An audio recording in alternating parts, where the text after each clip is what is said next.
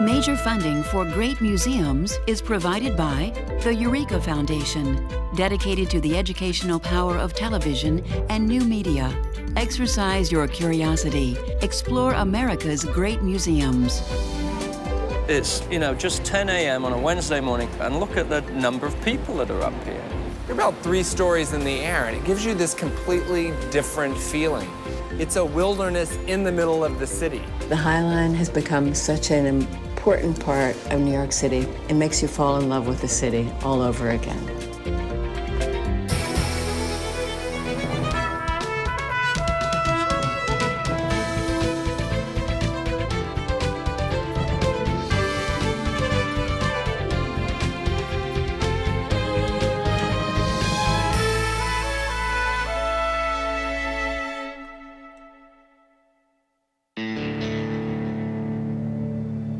I don't think either Robert or I could have ever really imagined anything quite as wonderful as what the High Line has become. We just thought, wow, you have 1.5 miles of Manhattan. Why rush to tear it down? Let's think about what else it can be. What else can you do with it?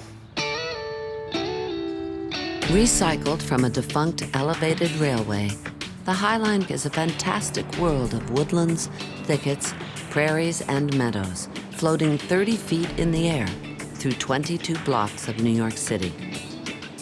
It is at once a monument to a bygone era and the centerpiece of a revitalized West Side. The High Line is all about being in the city.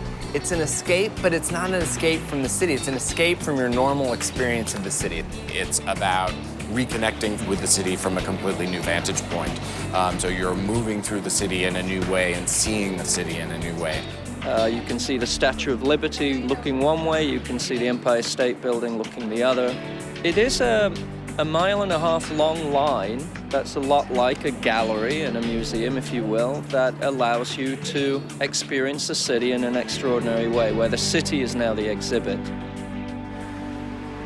Like the railroad it replaced, the new park rises above busy streets and runs in one side of buildings and out the other as it winds its way from the historic meatpacking neighborhood through Chelsea to Hell's Kitchen. The whole experience is magical. It's slightly elevated, but not too high. So it protects you from the street, but yet you feel the energy of the street. And also you're near the water. You really are parallel to the river. That also adds yet another dimension and another sense of air and space and hope and freedom and all the things we like. The High Line is an Art Deco masterpiece of industrial design. Massive, yet elegant, its style is defined by the geometric patterns of the guardrails wherever it bridges a street. The way the High Line is constructed, it's constructed out of layers of steel. And there are millions of rivets, hundreds of thousands of rivets. It was just an amazing piece of engineering and construction. After the last train ran in 1980, the High Line sat neglected for nearly 2 decades. Finally, it was slated for demolition.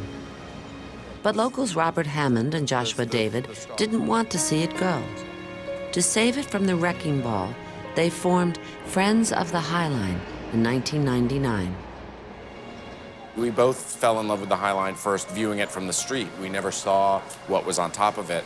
But then when I walked up here for the first time in the summer of '99, there was 1.5 miles of wildflowers growing up. I mean, literally, we're having to wade through, waist high were these white flowers that were blooming. And when that vista opened up, it was just this huge, incredibly beautiful piece of open space that's a block away from my house that has been here all the time that I've lived in New York, and I never even knew it was here. The High Line changed me the moment that I saw it. This incredible old piece of urban infrastructure had turned into a magical garden in the sky. And how brilliant of both Josh and Robert to get an incredible photographer to take pictures of what it looked like up there so that everybody could see that this was a magical place, a wild, dynamic landscape. When I went up on the High Line with Robert and Josh on that cold March morning, it didn't look like much at all. But I'd spent my whole artistic life following the seasons, and I knew that in a month or two it would bloom. CSX Transportation, the owner of the High Line, gave Joel Sternfeld permission to photograph on the railroad for a year. And in May, it was like being in a meadow in the Alps. And Memorial Day weekend, the city was empty. And I was alone on the High Line, photographing the Starrett Lehigh building. And I realized I'd rather be here than any place in the world. And this is that same spring.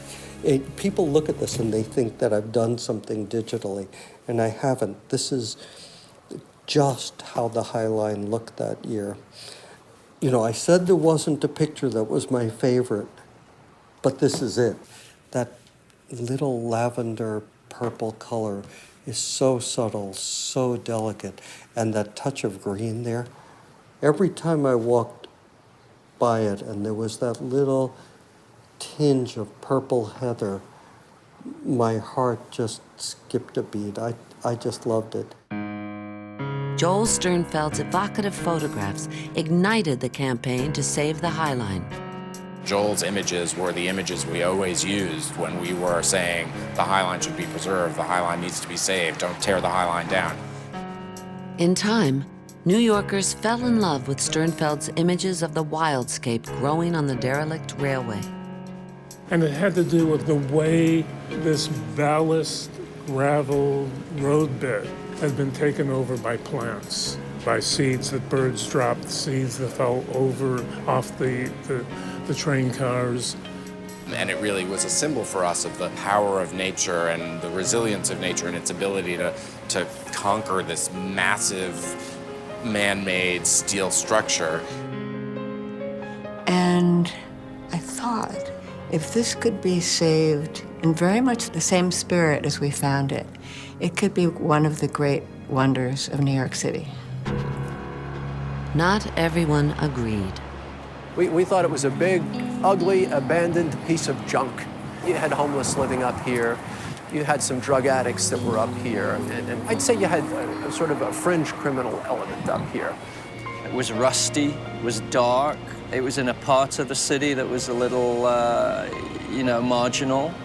No one could understand why you would want to keep it. And certainly no one could imagine how, if you did keep it, it could become something positive.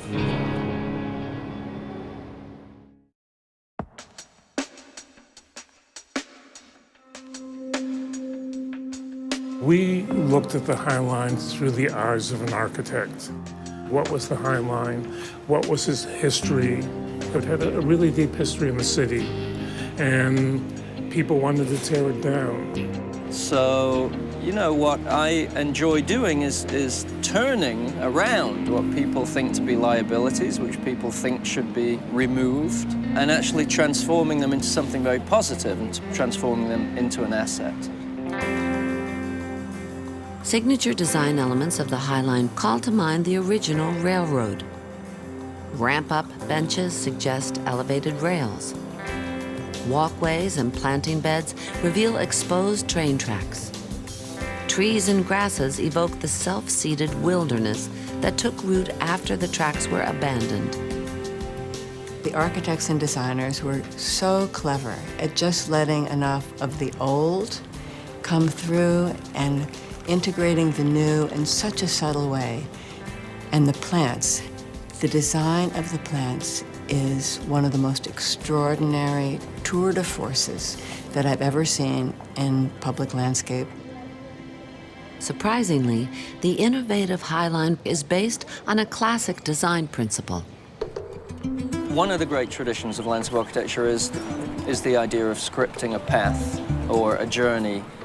We do that on the High Line, too. The way in which you are brought along the High Line, the various meandering paths and turns, the varying overlooks, and the dramatization of how you see the city is strongly, embodied in the design.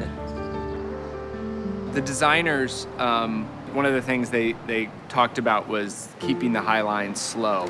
And so they designed what they call slow stairs. The treads are a little bit wider, they have several landings, and it's meant to slow people's experience down. So from the busy streets and sidewalks. We bring you up and we walk you under the structure of the High Line.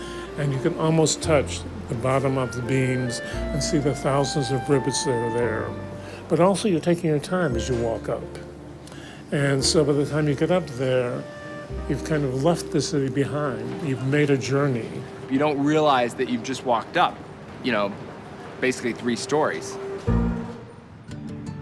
At Gansevoort Street, where the High Line begins, the slow stairs deliver you to a lush woodland.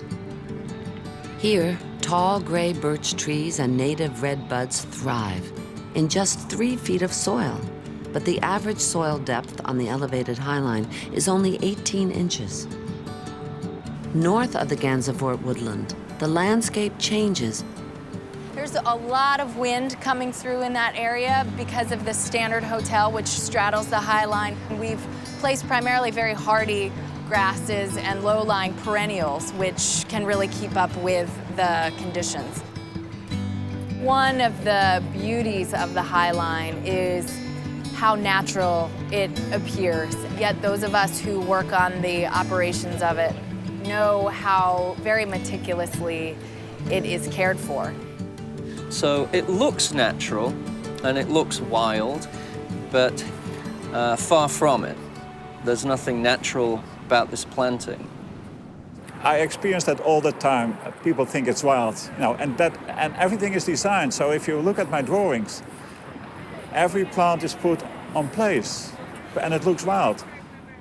The mastermind behind the High Line's unique landscape is the Dutch garden designer Piet Oudolf, known for his naturalistic use of grasses. All gardening is about control, you know that. Plants taking over a little bit here and there, and don't mind. As long as the plants are beautiful and not too wild or aggressive for your feelings, then it is good. Oudolf's carefully constructed plantings recreate not only the look, but the feeling of the untamed wilderness. Plantings are, for me, are emotions, and that is what I try to achieve. So it is not about just a planting that is beautiful. It should do more, it should go deeper than what you see.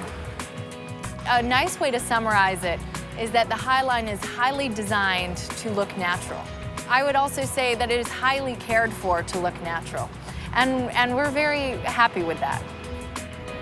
Because the landscape is so maintenance intensive, the real superstars of the park are the High Line gardeners.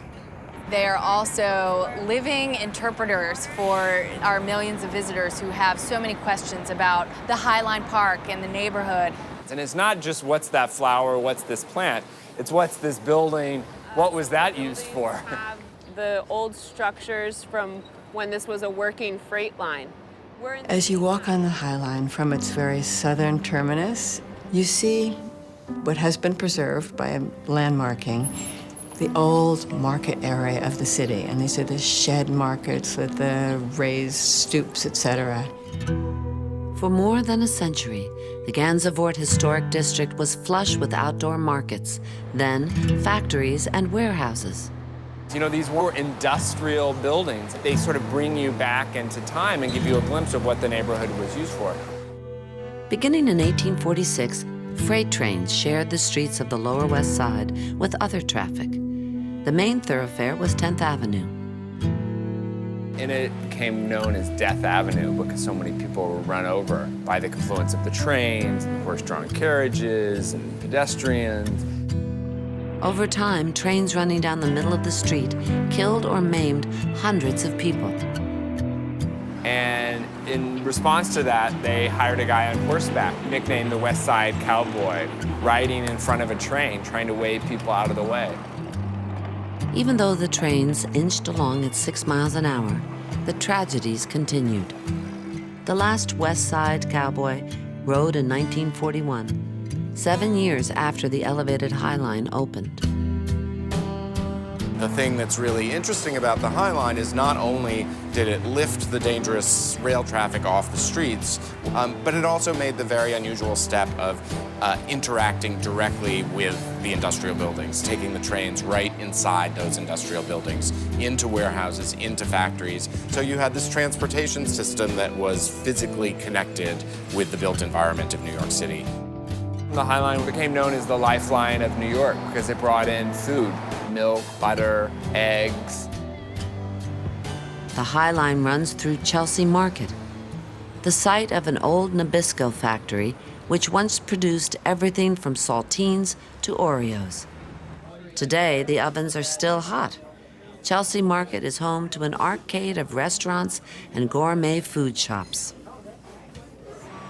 Right now, where we're sitting in the meatpacking district, they obviously brought in, meat, and they would just unload, the carcasses, into these buildings. It would get cut up and then taken all over the city. And there's still, right over here is still one of the last meat market areas of Manhattan.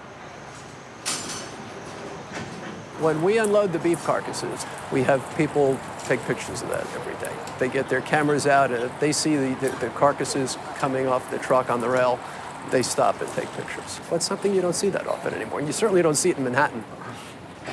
John Jabagi, a third-generation meat guy, is one of the few remaining wholesalers in the neighborhood. My grandfather started down here in 1900 and started his own business in 1925. My father took it over, and he ran it until about 1969 when he merged with another company who wound up being right over here. Up on the High Line, a large line of metal brackets once anchored meat hooks for offloading the heavy carcasses directly from the trains. At one time, more than 250 slaughterhouses and meat packers operated in the neighborhood. There was no empty storefront here. You had guys that would cut 3-4 trailers of beef carcasses a day, and you're talking about 150, 200,000 pounds of beef a day. Bring it in, cut it up, push it out the door. And then you had little guys that would do like grinding and beef stew. So it was sort of the big guys fed the little guys, and that's how the market stayed busy. Today, the neighborhood stays busy as stiletto heels pound the Belgian blocks of the old market streets. This is now New York's hippest fashion district. The streets are lined with stylish boutiques, trendy hotels, and exclusive clubs mixed in cheek by jowl with the old meat market hangouts. We got oxtail, we got barbecue chicken, beef goulash. Hector's Cafe, wedged under the High Line on Little West 12th Street for the past 50 years, serves a diverse clientele. 2 a.m., we get a mixed crowd. You get the butchers in, the truck drivers, you get the bouncers, you get the party goers, people coming out of the clubs, or trying to get into a club. They all eat here. It's a diner, You have to have a little of everything.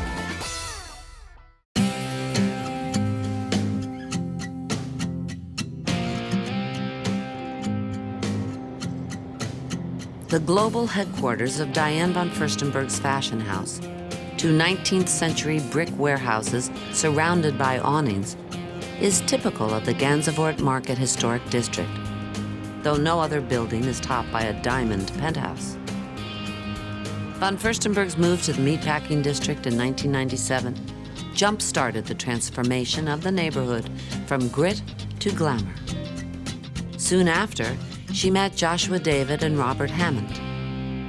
And those two guys had this crazy idea of turning what was going to be thrown out, because the last thing that Giuliani did was to sign for the destruction of the High Line. The city, the developers, and the adjacent property owners believed the deteriorating High Line was the biggest urban blight in all of Manhattan. They wanted it gone. And they had a tremendous coalition, and there were letters in the mail every day and rusty pieces of steel being sent to every constituent saying, take the High Line down. I read an article in the summer of 1999 that the High Line was going to be demolished. So I called around, and it was on the agenda of a community board meeting.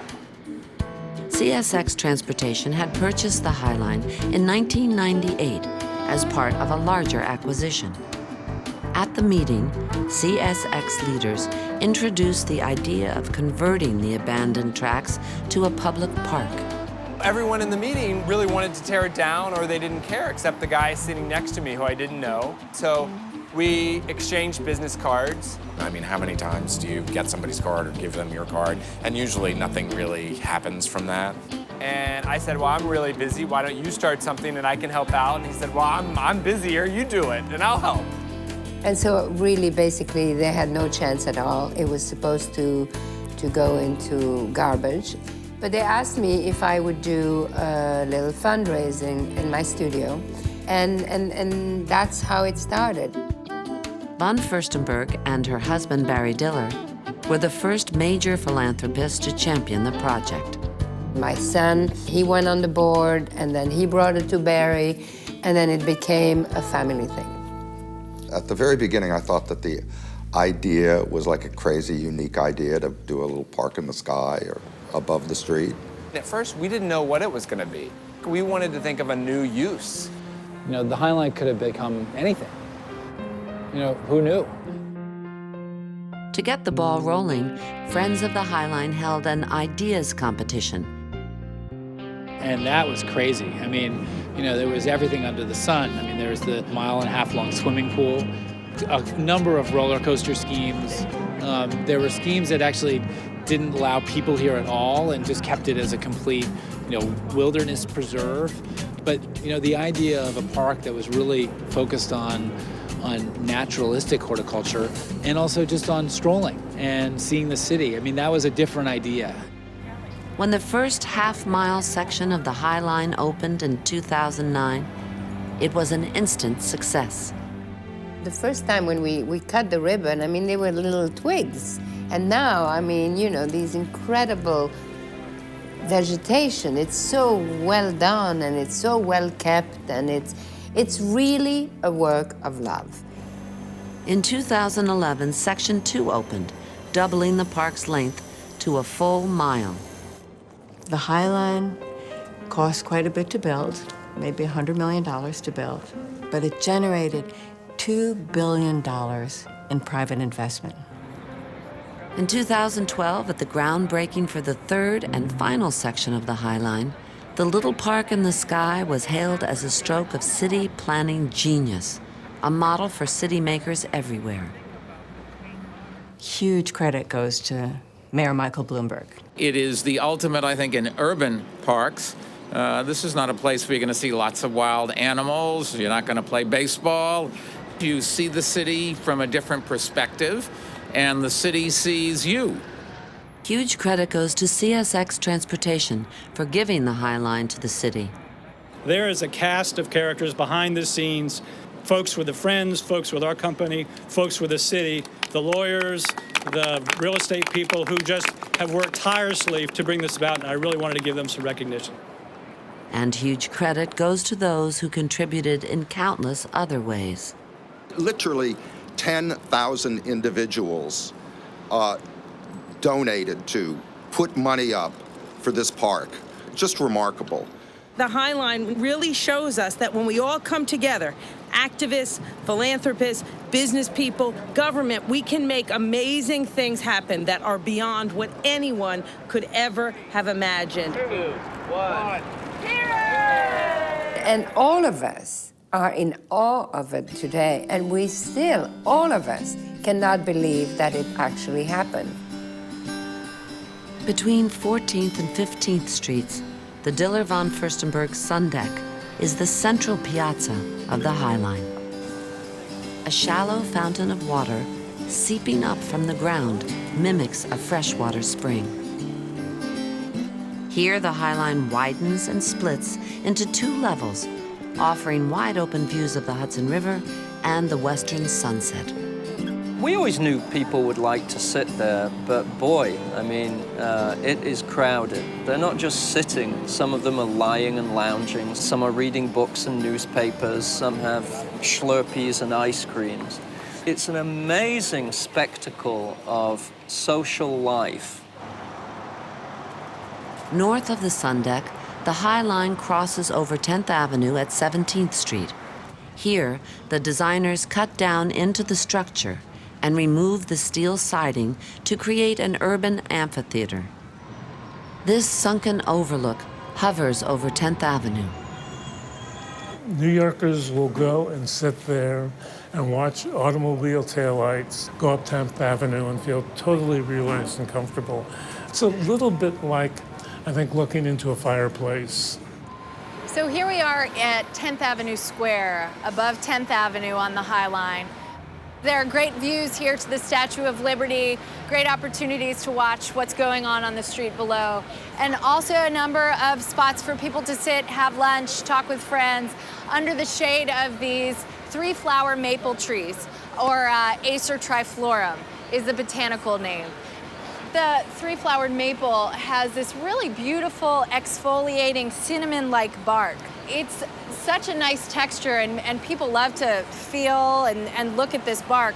Also, it has beautiful fall foliage, and here we are in September as we look ahead to the coming months. These leaves are going to change from this deep green to a really beautiful shade of orange onto red. And in winter, the landscape palette fades to brown. Brown is really the predominant color, but as Pete Udolph, who's one of the lead garden designers, says, brown is in fact a color here.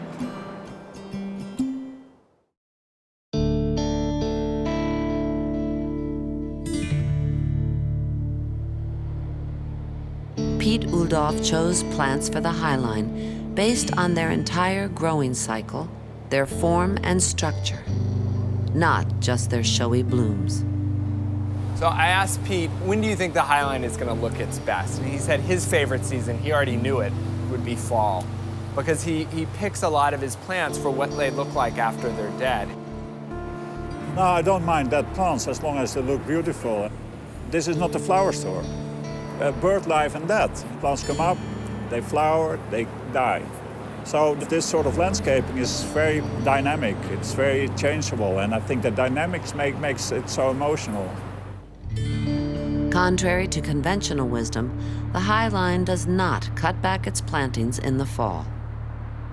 We leave all of our perennials and grasses in place over the winter to provide a real sense of winter interest that comes from the skeletal forms of the plants. This is a plant called rattlesnake master, or Eryngium yuccifolium, and you can see a very architectural structure here in the planting bed. So we're trying here to expose people to the plants in their 4 seasons of form and 4 seasons of interest. Yeah, in the winter this is more undressed. I think even these flowers are more sort of thinner. The seeds are picked out by the birds, and we don't expect green in January, so it all looks good in the context of the time we see it in. And if you look at the whole picture, it's still composed. For me, that is enough. In January, the High Line is still very much a garden. Whenever it snows, you know it's going to go away in a day. And so you want to do something to, how do I take advantage of it snowing? Go to the High Line. Because it's a great place to be outdoors, and there is a bit of a celebratory aspect to it. I think a lot of Pete's landscape is designed for the snow. I mean, there are these little buds that capture little snowballs in them and things, and you know, the place just looks incredible. One of the most popular times up here is after the snow, because people want to come see what it looks like. And you know, the streets get dirty and the snow gets black quick, but up here it stays pristine. And one of my favorite things is the rails retain the heat. So you'll come up here and you'll just see snow, and you'll see the rail tracks, you know, peeking through the snow. Snow removal on the High Line is done by hand, without salt or other toxins. But the most work-intensive task of the year begins in March.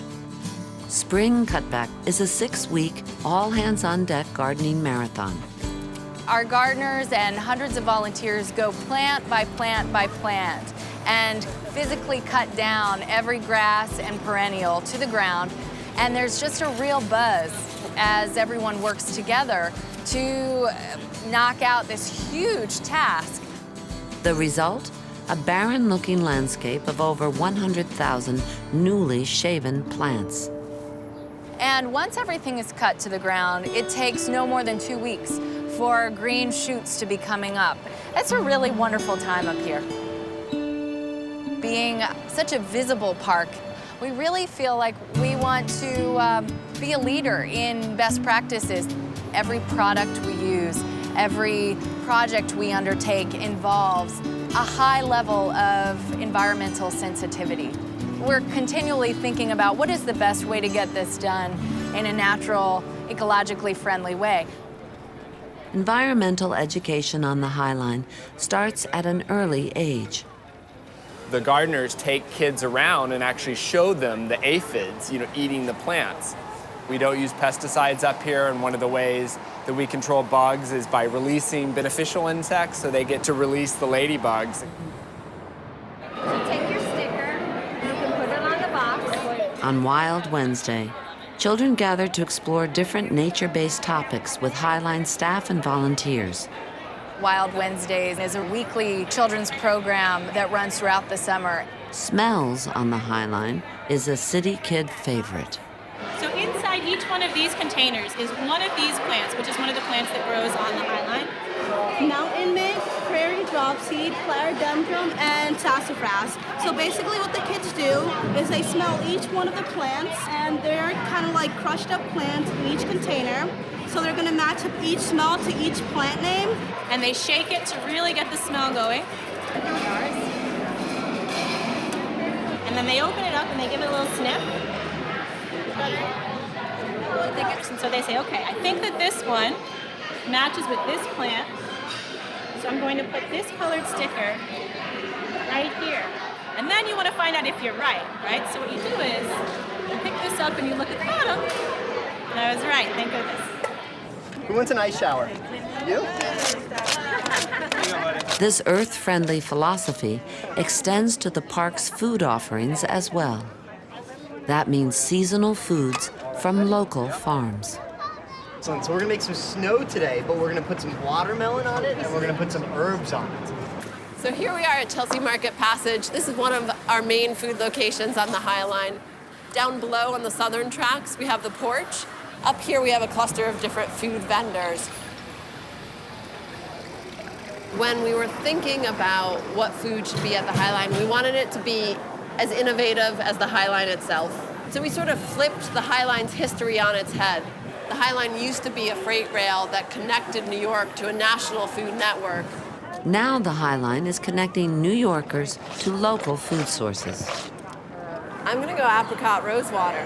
Apricots are only good here on the East Coast for a very little time. Right, yeah, very short growing season here. You get the best food there is when you eat food in season at the peak of its ripeness.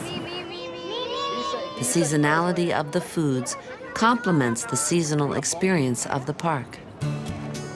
Plants are changing by day and by sunlight and by probably winter, storm and rains. If you talk about theater, plants perform. It's a performance in time. They're on stage, aren't they?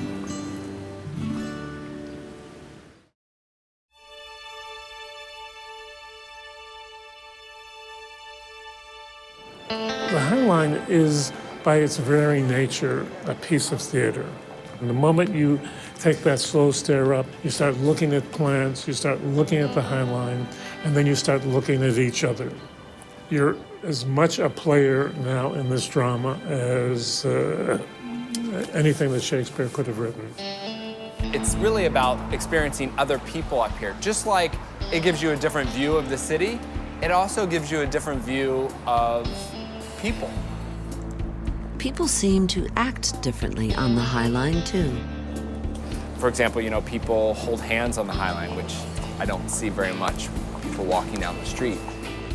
The romance on the Highline is really something else, yeah. Not only holding hands. Up in the air on the Highline, winds from the Hudson River blow inhibitions away. Exhilaration results in everything from public displays of affection to unbridled acts of exhibitionism. A note in every room of the Standard Hotel warns guests against naked frolicking in the windows above the High Line. There's always that relationship between the buildings and the High Line rubbing up against one another. When we get into West Chelsea, it's a lot more residential. It gets a little quieter, a little more intimate, maybe a little more voyeuristic. I think of it as sort of the rear window experience. So you see things that sometimes you were very specifically not intended to see. There's a woman who lived adjacent to the High Line, and when we were just finishing construction, one of the lights wasn't aimed properly and was aimed right in her window. And you know, she's like an old punk rocker. And as a form of protest, she said, well, if you're gonna put the lights on me, I'm gonna give you a show. My whole front of my apartment was lit day and night. And a friend of mine came over and I said, we have to respond. We must respond to this somehow. She said, well, I can sing. So I had these lanterns that I'd had, these party patio lanterns, and I hung them out here. She had a small amplifier. And I said, okay, you sing and I'll talk. This is Renegade Cabaret. Thanks for coming tonight. This is a night I have been waiting for. It's a jewel of an evening, you shall see. First, we have Elizabeth Soychek, the lady in the green dress, to sing all the songs you love to hear. Finding your hand on my knee means I was brought here for sport. Can't you behave yourself? We had another woman, and the lady in the red dress. But I'm a dropout. Who'd rather go out there? We had Barefoot Roger, who was actually an famous anti-folk singer.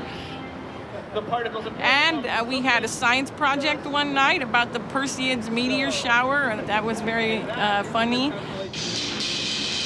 One of the really fun things we did, we had a burlesque show out here one night, too. Well, Amber Ray, she's a classically trained burlesque dancer, and she sang a song, and she basically danced out here until she was in her pasties and G-string. The crowd went wild. People were all over the streets and everything. It was really great.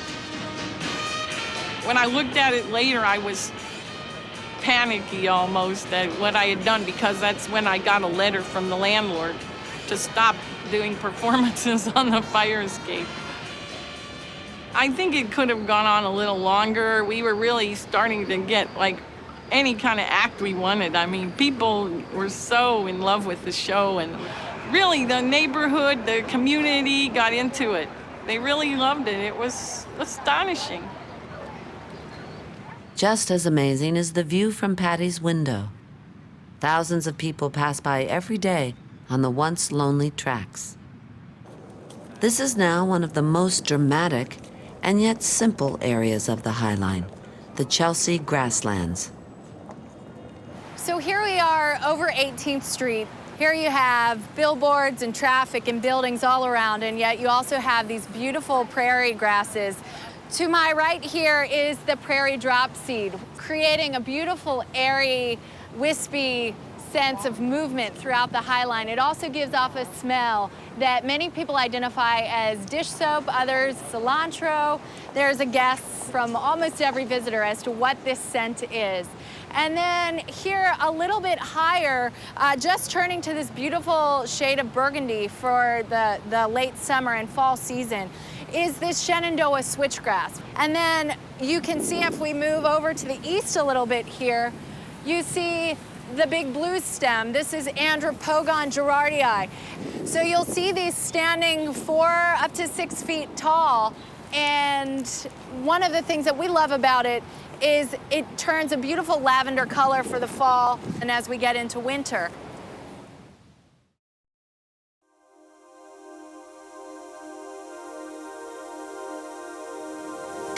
The High Line is an exciting place from which to view art and performance and screenings and all sorts of different forms of creative expression. We don't only show and commission artworks on the High Line itself, We do it on rooftops, on the sides of buildings, down on the street below. You have this opportunity on the High Line to take the whole fabric of the neighborhood around you and use that as a platform for viewing art. Cecilia Alamani is director of High Line Art. She curates the art offerings for nearly 4 million visitors a year. It's a challenge, but it's also my passion to invite artists to think of creative ways of talking to a very wide audience. So the first thing I do, I invite an artist to come and do a site visit, and then they submit a proposal to us, and then we see if it's doable, because everything is a challenge up here on the Highland, and then we produce it. Public art on the High Line is experimental and ever-changing. Pieces are displayed for 1 year only. Lilliput, the first group exhibition on the High Line, featured 6 international artists. Scattered throughout the park, the sculptures of Lilliput conjured a magical world of fairy tale creatures and mysterious idols. And the whole challenge for the artists was really to understand that their sculptures would sometimes be very visible, other times can be covered completely by snow or by giant leaves of our trees.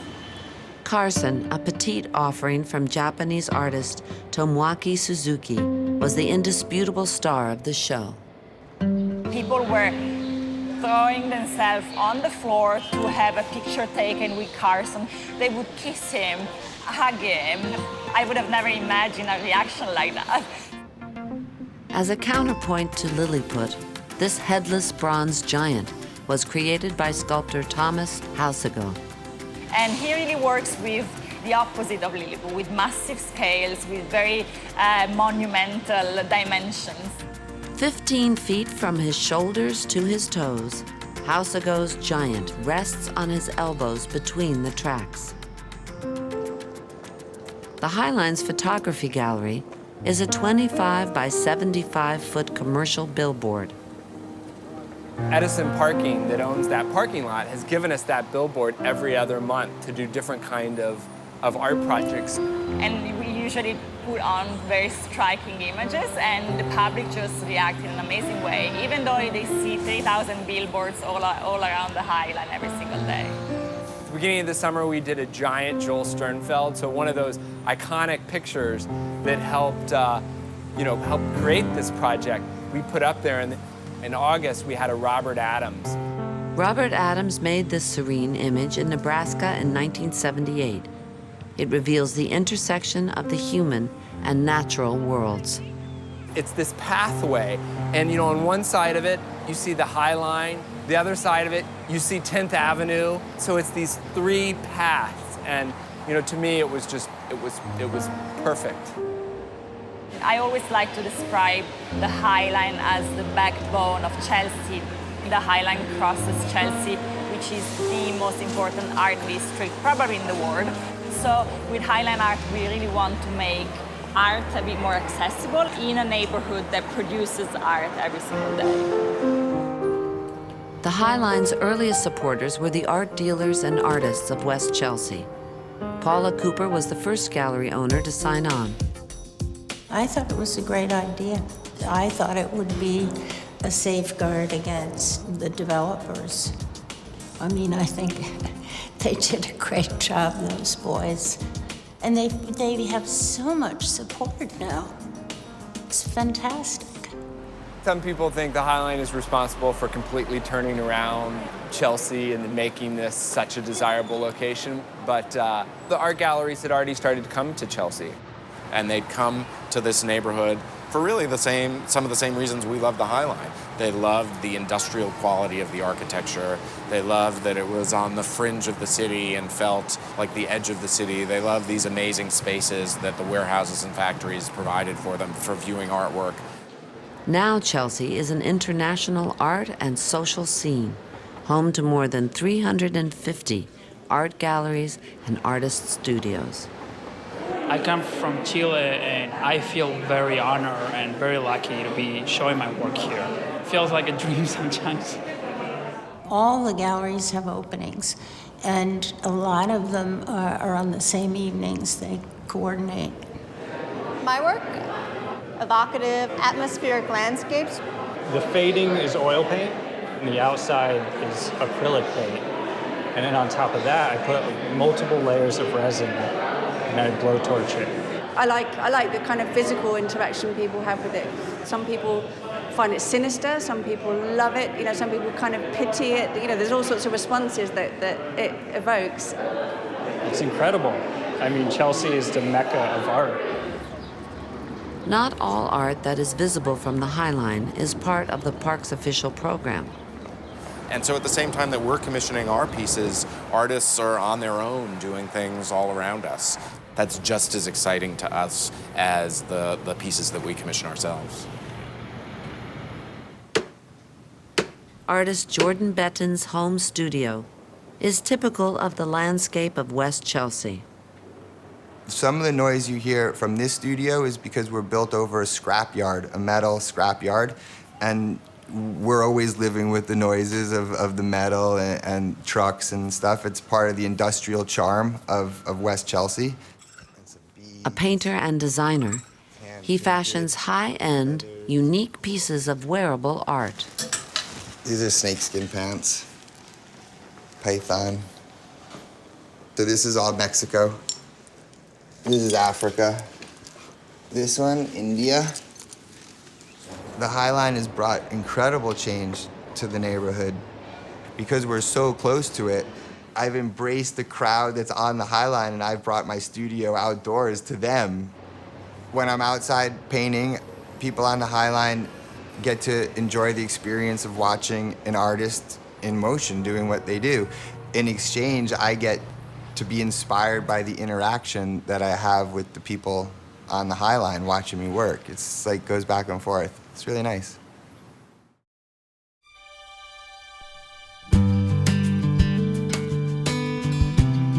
So a lot of people ask me, well, what's your favorite place on the High Line? But it's hard to answer that question. It's really hard to say I like, say, this area, the Sun Lawn, which I do happen to like. But if you ask me what I like about it, part of it has to do with what happens before you even get to the Sun Lawn. You actually have to walk through thickets. Between 21st and 22nd Streets, the Chelsea Thicket is a dense planting of willow, birch, and evergreens. For one block, path constraints, and it really takes the body into shadow, into a cooler temperature, and you get very close to these leaves. And then you take a turn into the space of the Sun Lawn. The lawn is what we call a peel-up lawn in that it starts out at grade and it rises up to about 3 feet above the walking path itself.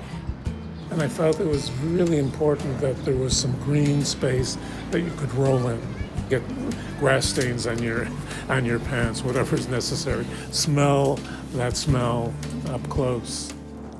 On a pretty day, the Sun Lawn is flooded with picnickers, sunbathers, and children. But it's sometimes loved to death because so many people are using it. And we actually have to close it about 2 days of the week just to let it regenerate. North of the lawn, the park transitions into a meadowland. For 2 blocks, waist-high grasses and flowers envelop the joggers and strollers drifting along the path. And then suddenly, there are tall buildings on either side of the High Line, so it becomes very shady. You feel like you're in a canyon, and so we conceived of this steel structure, a bit like a catwalk, that would lift you up 8 feet off the High Line. And we have big leaf magnolias that are native to the southern states planted there. They create this very sci-fi canopy. The flyover soars over an undulating landscape of service berries, sumacs, and sassafras. Before the park was created, a dense wet forest had naturally grown up between the buildings. Joel Sternfeld captured the scene. A stand of ailanthus, the tree of heaven, thrives between the tracks. I don't think people who walk the High Line now know that the flyover is really maintaining a feeling of a forest that was there. So there's a forest that's been maintained in the new park, and you fly over it. Overlooks spurring off the flyover are observation points for seeing the city. At 26th Street, the viewers are in a frame, a living billboard advertisement for the city's High Line. The experience of walking on the High Line is so much about the buildings around it. So as you move up and down the High Line, you're moving through this incredible display of Manhattan architecture from all these different periods. The most interesting architecture being done in New York is really in this sector, in this area.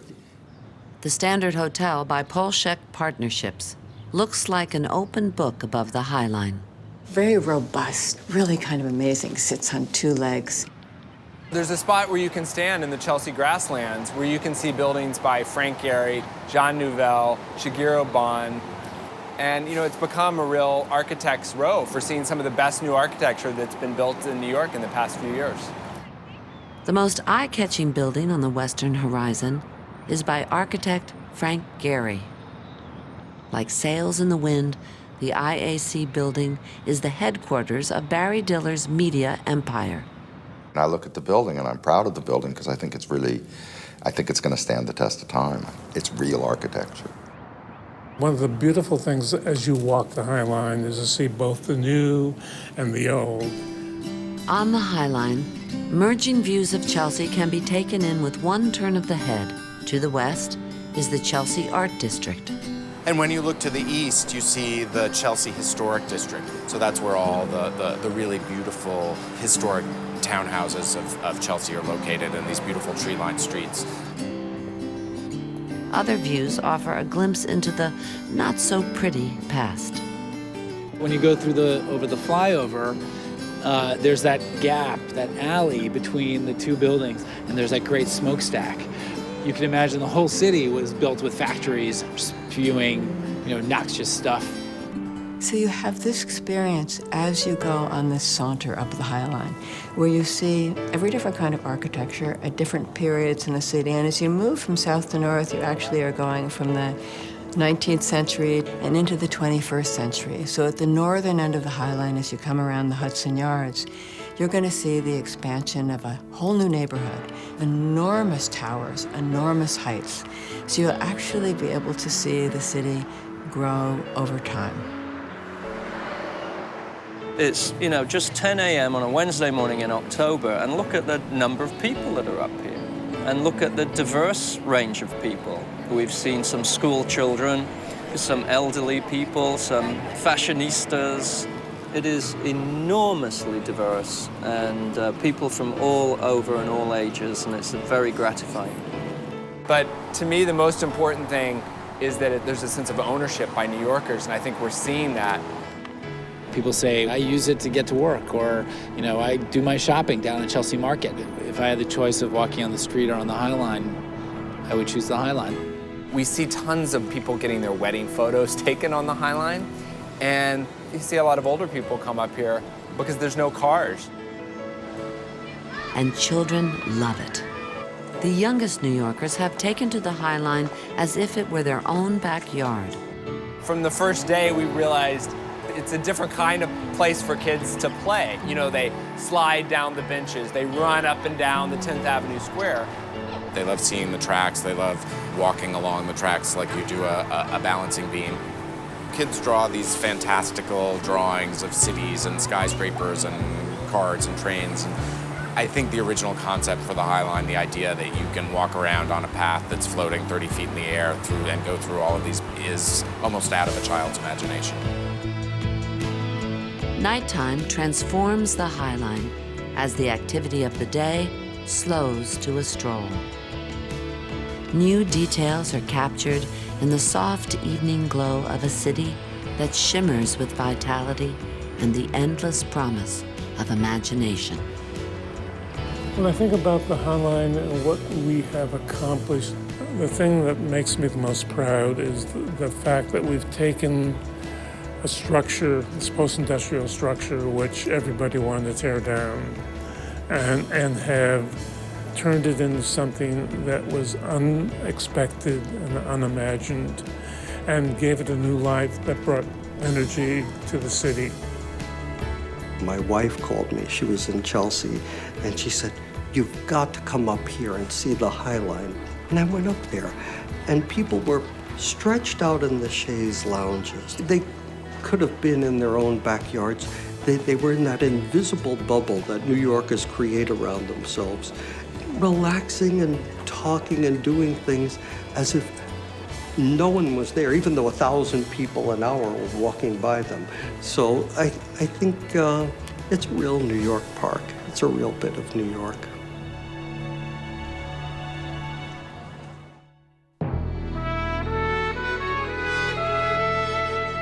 Learn more about great museums at greatmuseums.org.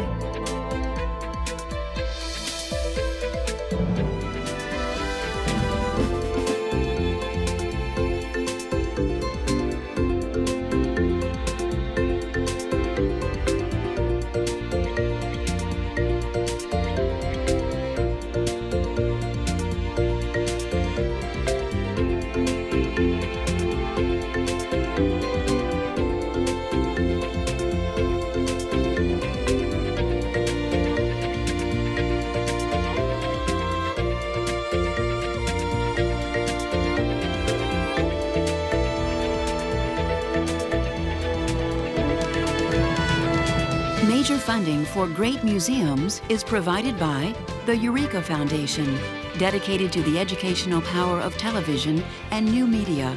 Exercise your curiosity. Explore America's great museums.